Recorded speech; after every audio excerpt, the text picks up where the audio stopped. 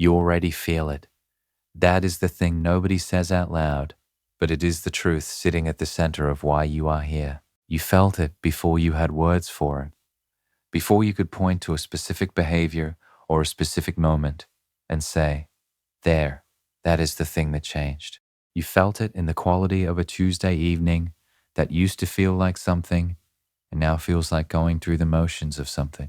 You felt it in the texture of a conversation that used to arrive somewhere and now levels off before it gets there, like a sentence that keeps stopping just before the word that would have made it mean something. You felt it in your own body, the specific, low-grade, can't quite source it unease of someone who loves a person and is beginning to suspect, against every hope, that the person's attention has started drifting somewhere else.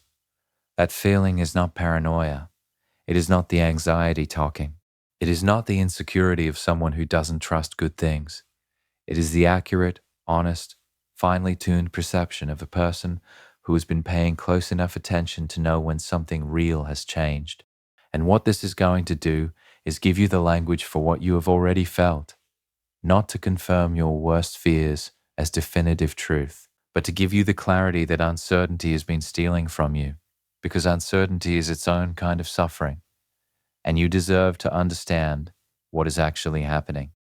The first sign is a change in the quality of their attention, not the amount, the quality. This distinction matters because it is exactly where most people get confused. The avoidant who is beginning to generate an exit does not immediately become less present in measurable, quantifiable terms.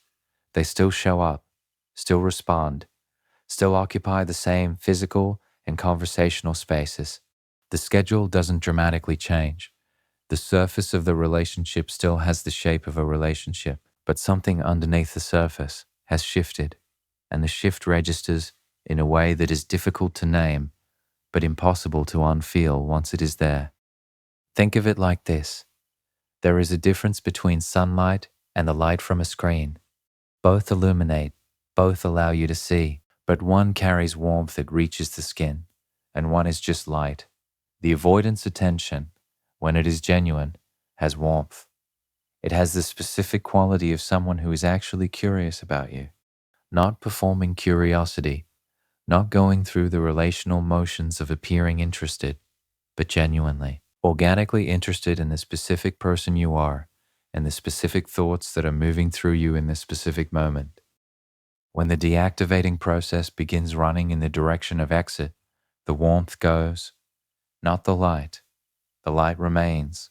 The form of attention remains.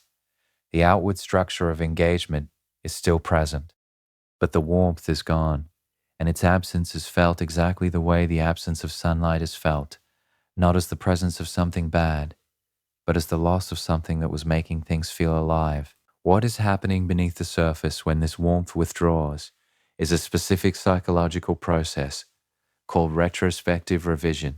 The avoidance system, working to build the case for distance, is reweighting the relationship's history, giving more significance to what was difficult, reducing the felt weight of what was genuine, constructing a new version of what has existed between you that supports the conclusion the system is moving toward. And this internal revision changes the quality of engagement in real time, because you cannot genuinely revise someone's significance downward and simultaneously be genuinely curious about their current experience.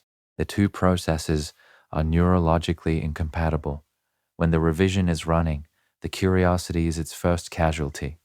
You feel this as being slightly less interesting to them than you used to be, as conversations that used to leave you feeling known, now leaving you feeling processed, as the specific grief of being in the presence of someone whose attention used to feel like being seen, and now feels like being looked at. The second sign is the arrival of comparison, not the ordinary, unremarkable social mention of other people. That is simply the texture of sharing a life, something more specific and more directed than that, something with weight to it. The introduction of other people into the relational space in a way that carries the quiet but unmistakable charge of evaluation. It starts small. A person mentioned whose approach to something is noted with a quality of admiration that has a comparative edge to it. a quality in someone else elevated in a way that places it, however subtly, in contrast to the current relational context. References that accumulate a particular flavor over time, the flavor of the avoidance attention beginning to orient outward, beginning to generate the comparative material that the deactivating process requires to build its case for why something else might be better. This is the elevation of alternative strategy made visible. Inside the avoidance psychology, this strategy has been running as a purely internal process, the mind generating other possibilities, other people, other configurations of life that feel to the threat response system less threatening than the depth of what has developed between you. But as the process advances, the internal generation begins to leak into external communication, as though the avoidant is, without fully knowing what they are doing, beginning to construct the exit narrative collaboratively, drawing you into the comparison as a witness to it, or perhaps as someone who might eventually confirm the conclusion the comparison is working toward. The feeling this produces in the person on the receiving end is one of the more specific and more quietly devastating feelings available in the landscape of loving and avoidant. It is not the dramatic pain of obvious betrayal. It is the specific disorienting pain of suddenly being in a contest you didn't know you'd entered, of finding that the relationship you believed was the relationship, singular, sufficient, genuinely mutual, has acquired a competitive dimension that repositions you as one candidate among several, rather than as the specific, irreplaceable person whose presence in the avoidance life was never in question. That repositioning is what the comparison is doing, not announcing the exit, preparing the psychological ground for it, softening the singularity of the connection in the avoidance interior and in the relational dynamic before the distance is fully created. The third sign is the thinning of relational infrastructure, the small, steady, cumulative withdrawal of investment from the connective tissue that holds a relationship's daily reality together.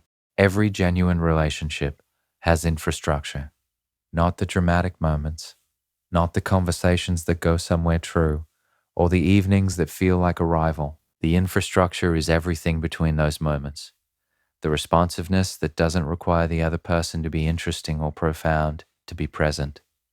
The acknowledgement of small things, the relational shorthand that accumulates between two people who have been genuinely paying attention to each other. The references that only make sense between them, the shared language that developed from shared experience, the specific unremarkable intimacy of being known by someone whose attention has been genuinely sustained over time. When the avoidant is generating an exit, this infrastructure begins to thin. It is like watching a garden in the weeks after someone stops watering it. The plants don't die immediately. The color doesn't vanish overnight.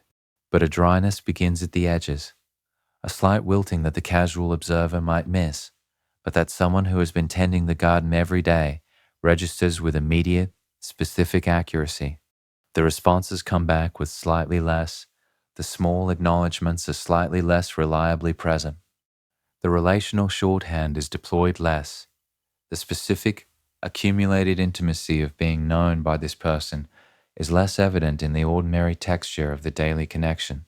What distinguishes this from ordinary busyness or ordinary stress is the absence of repair. A person who loves you and is temporarily distracted by external demands typically registers the reduction, typically moves to restore the normal level, typically demonstrates in some form the awareness that something has been insufficient and the intention to correct it.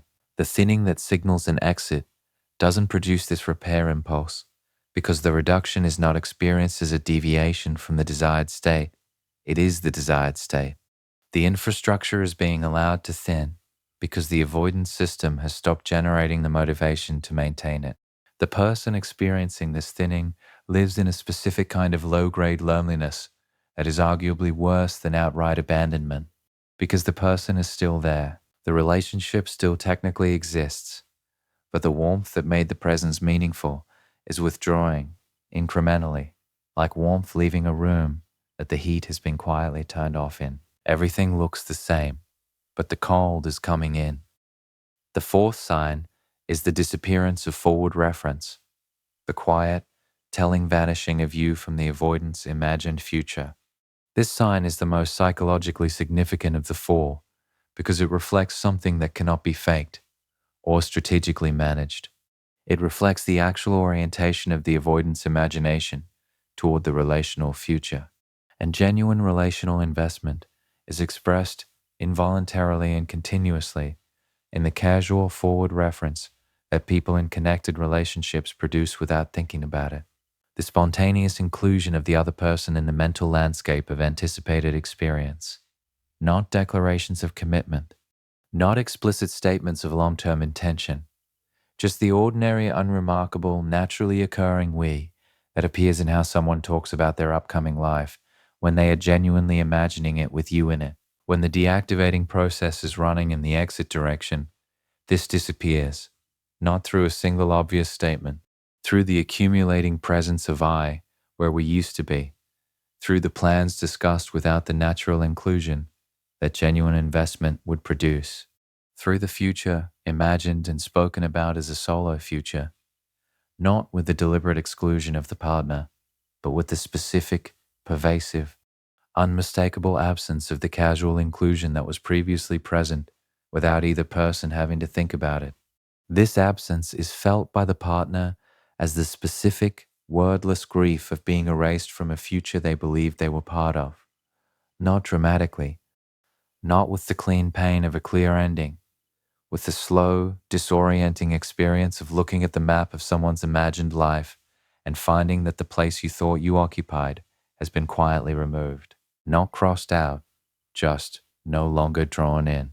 Now, here is what these four signs are actually telling you beneath the surface of the behaviors themselves. They are telling you that something genuine existed here. The deactivating process does not run at this level for connections that were never real. The retrospective revision requires something to revise. The elevation of alternatives requires an alternative to something that was present and significant. The thinning of infrastructure requires infrastructure that was genuinely built. The removal of forward reference requires a future that was genuinely imagined together before the imagining stopped.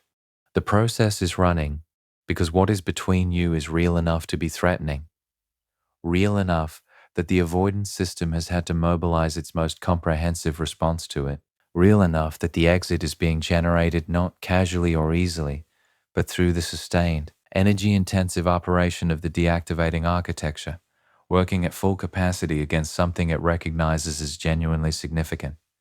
That is not comfort. It is not an excuse for what is happening. It does not make the experience of it painless or fair or something other than what it is, which is a loss in motion. But it is the truth, and the truth locates the source of what is happening accurately in the avoidance fear of the genuine thing, not in the inadequacy of the genuine thing, in their incapacity, not your unworthiness. The response to these signs that serves you, genuinely serves you, not the anxious version of you that wants to stop the process and recover the warmth, but the whole clear-eyed, self-respecting version of you, is not pursuit, not the increase of effort to recover the quality of attention, not the anxious monitoring of the comparative references, not the attempts to restore the infrastructure through your own increased investment, not the explicit conversation about the future designed to reinsert the we. All of these responses feed the process. They provide the material the deactivating strategy needs to complete its case. They demonstrate the specific quality of anxiety organized, outcome-dependent investment that the avoidance threat response system has always used to justify the distance it was already moving toward. What interrupts the process? Or, if the process is too advanced to be interrupted, what preserves your dignity and your self-knowledge through its conclusion? Is the response that comes from your own genuine center, a clear, grounded, self-possessed acknowledgement of what you are actually experiencing, the willingness to name it honestly, to yourself first, and if appropriate to the avoidant, without drama and without demand.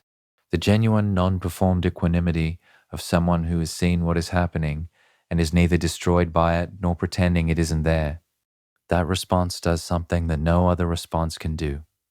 It removes the avoidant from the position of authoring the ending on their own terms, through the gradual, deniable, managed process of the exit generation, and returns both people to the honest reality of what is actually occurring between them. It says, without hostility and without pleading, I see this.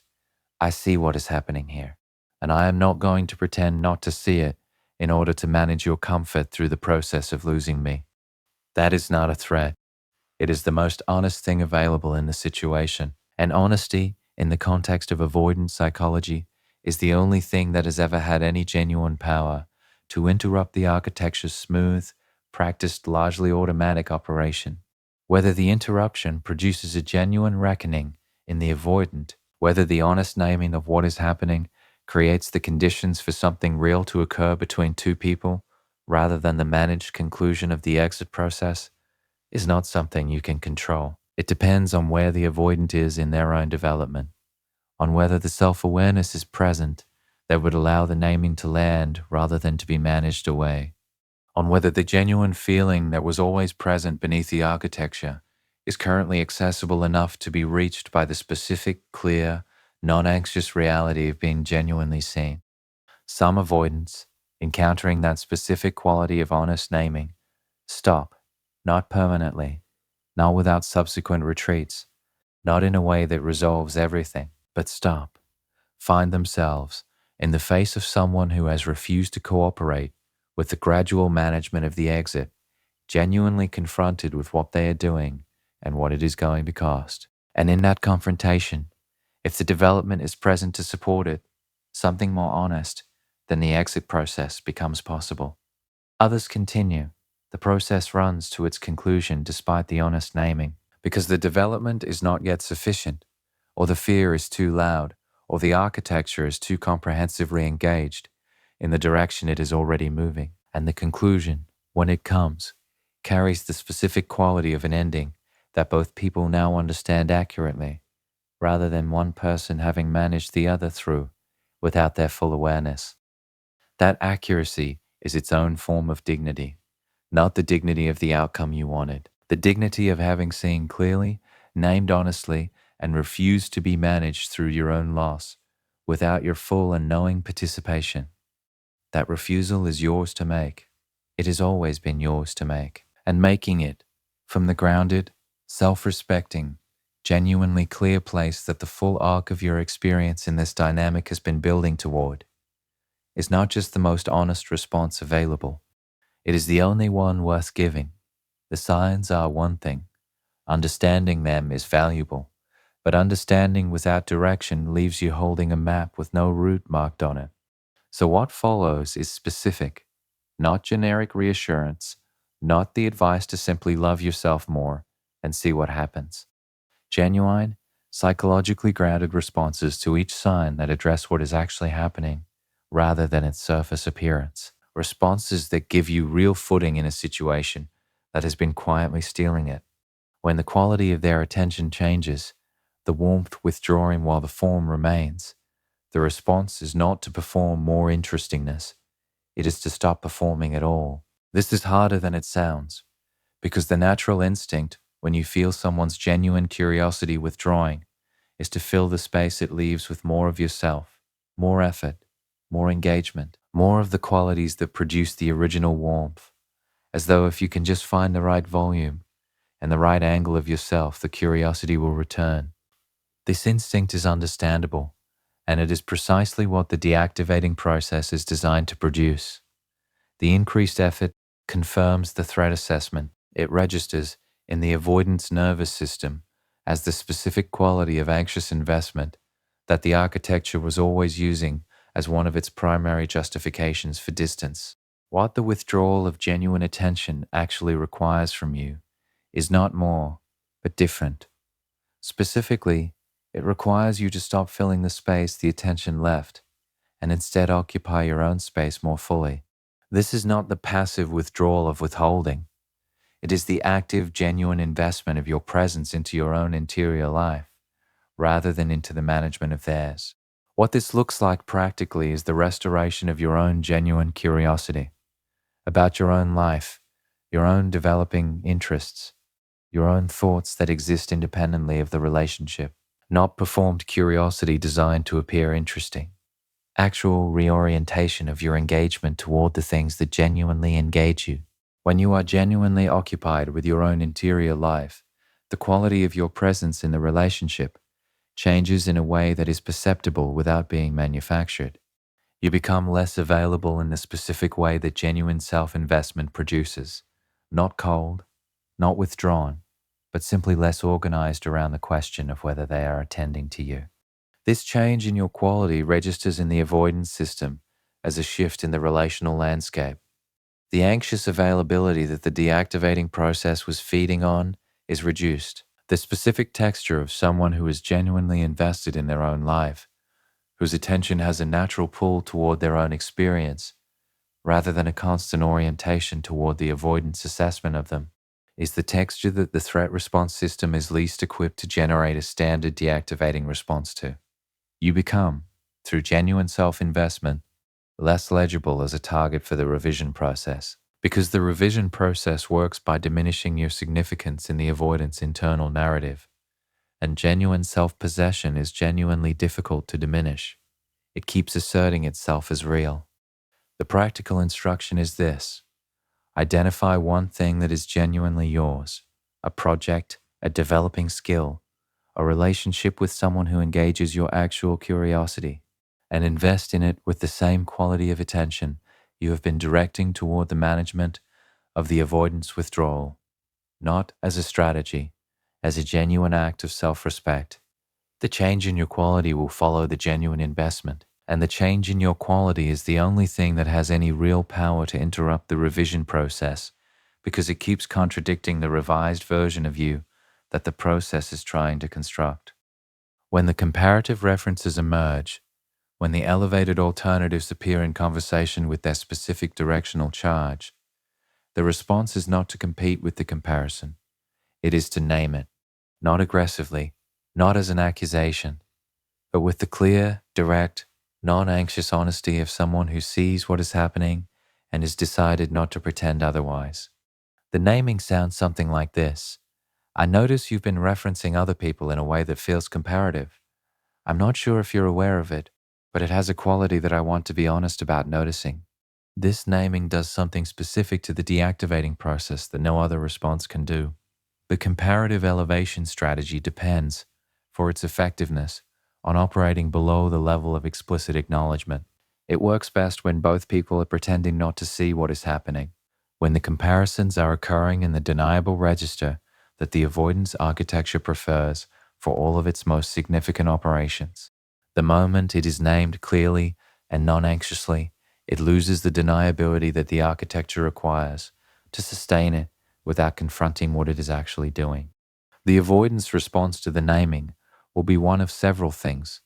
They may deflect, suggest you are being insecure, that the comparisons were not what you perceive them to be, that you are reading too much into ordinary social reference. If this happens, the question is not whether to argue about whether the comparisons were present. You know what you perceived. The question is whether someone whose response to honest naming is deflection and dismissal is someone whose current capacity for genuine relational honesty is adequate to what you require. That assessment is its own answer. Alternatively, and this is what the naming makes possible that no other response creates space for, they may meet the naming with something honest, may acknowledge, however partially, that something has shifted, may find, in the specific non-anxious clarity of being seen accurately, the conditions for a conversation that the deactivating process was designed to prevent from occurring. Not a comfortable conversation, a real one, the kind that only becomes possible when at least one person refuses to maintain the pretense that everything is fine when the evidence of both people's experience says otherwise. When the relational infrastructure thins, when the connective tissue of the daily connection begins to dry at the edges, the response is not to water it from your side alone. It is to let the thinning be visible. This requires resisting one of the most deeply ingrained relational instincts available, the instinct to compensate, to cover the gaps, to respond to the reduction in their investment with an increase in yours that maintains the surface appearance of mutual connection, even as the mutuality is actually withdrawing. This compensation instinct comes from a good place. It comes from caring about the relationship and wanting to preserve it. But what it produces is a relationship that looks mutual from the outside while becoming increasingly one-sided in its actual architecture. And the one-sidedness serves the exit process by allowing it to continue generating its gradual withdrawal without the withdrawal ever becoming visible enough to require acknowledgement. Let the thinning be visible, which means matching the level of investment actually present rather than compensating for its absence. If the responsiveness has reduced, reduce yours to the level that reflects genuine reciprocity rather than maintaining a level that masks the reduction. If the relational shorthand is being deployed less, allow the space the reduced deployment creates rather than filling it with your own increased investment in the shared language. This is not coldness. It is honesty expressed through behavior rather than through words. It makes the actual state of the relational infrastructure visible to both people, rather than allowing one person to maintain the appearance of health while the other quietly withdraws. And visible reality in avoidant relationships is the precondition for genuine engagement. The deactivating process depends on the gradual, deniable, below the surface quality of its operation. Matching investment to investment rather than compensating removes the deniability. It makes what is happening a fact that both people are now living in, rather than a process that one person is managing while the other compensates against it. What sometimes happens when the compensation stops, when the person receiving the thinning stops filling the gaps, is that the avoidant notices the difference, notices the specific quality of a space that used to feel a certain way and now feels different, notices in the reduction of the previously reliable compensation the presence of something that the deactivating process was not accounting for in its smooth, practiced operation. The noticing does not always produce a reversal, but it consistently produces what the compensation was always preventing: the honest registration of what is actually occurring by both people in real time. And honest registration is the only foundation available for anything genuine. When the forward reference disappears, when you are quietly erased from the imagined future, the response is to build your own future with deliberate, genuine, visible investment, not to make them jealous, not to demonstrate that you have options, but because the disappearance of your inclusion in their imagined future is, among other things, an invitation, however unintentional and however fear-driven, to invest more seriously in your own. And the most powerful response to being removed from someone else's imagined future is to become genuinely absorbed in building your own. This is not revenge, and it is not strategy. It is the natural, self-respecting response to the accurate reading of a situation in which one person's investment in a shared future is withdrawing. The shared future requires two people oriented toward it. One person cannot maintain it alone, and the attempt to maintain it alone, to keep imagining the shared future while the other person's imagination has moved elsewhere, is the specific form of self-abandonment that loving and avoidant most consistently invites, and that you are most worth protecting yourself against. Invest in your own future, concretely, with the same genuine engagement and genuine forward orientation that the relationship used to receive from you. The plans that are yours, the directions that are genuinely compelling to you, regardless of whether they involve this person. The version of your life that exists independently of the question of this relationship, and that is worth building on its own terms. When the avoidance system registers this genuine forward investment in your own life, and it will register it, because the avoidance system is extraordinarily sensitive to genuine shifts in the quality and direction of your investment. It encounters the specific condition that most reliably activates the proximity-seeking response, not the performance of moving on, the genuine reorientation of your energy and imagination towards your own becoming. The specific, authentic, non-manufactured quality of a person who has stopped waiting to be included in someone else's imagined future and has begun genuinely, actively, with full investment, building their own. That quality, genuine forward investment in your own life, is simultaneously the most self-respecting response to the sign and the most psychologically significant thing the avoidance system can encounter in this moment. It activates the protest response, not through performance, but through the genuine shift in the gravitational field of your attention. The avoidance system, registering that your imagination is genuinely oriented elsewhere, encounters the specific, bodily, attachment system activating reality of genuine potential loss, not manufactured loss, real loss, the kind that the architecture was never designed to remain comfortable with. Here is what all four responses have in common. They are not techniques for managing the avoidance behavior. They are invitations to return to your own genuine center. Each response asks the same thing of you in a different register. Stop organizing yourself around the management of their withdrawal and start genuinely investing in your own reality, your own attention, your own clarity, your own forward movement, your own honest assessment of what is actually present between you. This recentering is the solution not because it is guaranteed to reverse the deactivating process. It is not guaranteed. Nothing is guaranteed in the landscape of avoidance psychology, and anyone who tells you otherwise is offering comfort at the cost of accuracy. The recentering is the solution because it is the only response that serves you regardless of what the avoidant does. If it interrupts the process, if the genuine quality of your self-possession creates conditions that the deactivating strategy cannot sustain its operation against, then something real has a chance to emerge between two people who are both, finally, genuinely present.